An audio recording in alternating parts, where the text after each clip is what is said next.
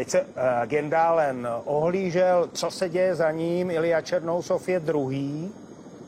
No, teď přichází jeden z rozhodujících momentů a Černousov je na tom skvěle, posunuje se do konce. V tuto chvíli 900 metrů před cílem opticky před Tord Ashley Gendalena, ale stále ještě zbývá několik set metrů do cíle, ale Ilja Černousov to má skvěle rozjeté, až za ním je Tord Ashley Gendalen. Alou, teďka tam došlo k pádu, ale podívejte, Nygaard opět se tam posunuje, nemá kudy, bude muset středem zřejmě, ale dostal se tam, přehnal se tam přes Petra, tamhle vzadu. Oskar Kardin je třetí, čtvrté místo drží s 11. Øystein Petersen. Takhle vypadá aktuální špice. Nygaard je tam hodně vysoko. Morten Eide Pedersen je tam s 56 stále hodně vysoko. Simen Estensen, ale vede Ilja Černousov před Gendalenem. Za nimi Oskar Kardin, 600 metrů do cíle. Je to neuvěřitelně náročná soupaž do mírného kopce ve vysoké nadmořské výšce po těch necelých 50 kilometrech, které už mají v nohách a v rukách.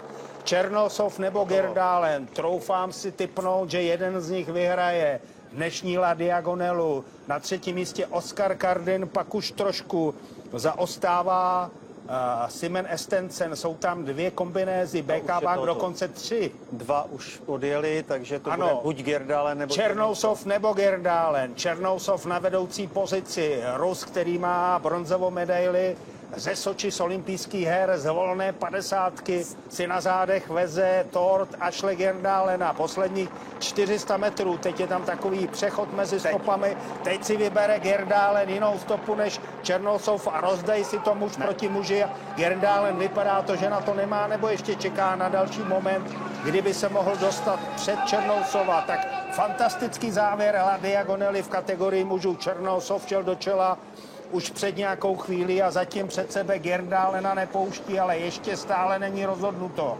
Ilja Černousov na vedoucí pozici, druhý Gendalen, za ním se tam zjevuje Øystein Petersen s 11.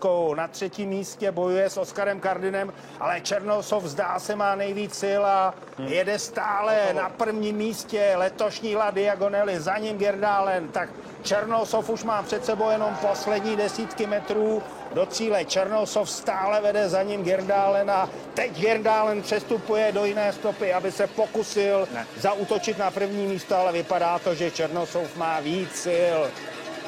Skvělý závěr a skvělý pohled pro Lukáše Bauera na Božím daru, který teď může slavit spolu s Iljou Černousovem. Druhý Gendalen, třetí bude Øystein Petersen a propracoval se tam nečekaně Johan Schjelstad, Simen Estensen, Kardin, Pedersen, Helgaard, Bystrem a první desítku uzavírá majitel žlutého trikotu Nygaard. Takže bombastický závěr, Martine. Teď dojel Standa Řezáč na 14. místě. Petr Novák 15. Takže skvělá umístění pro Českou.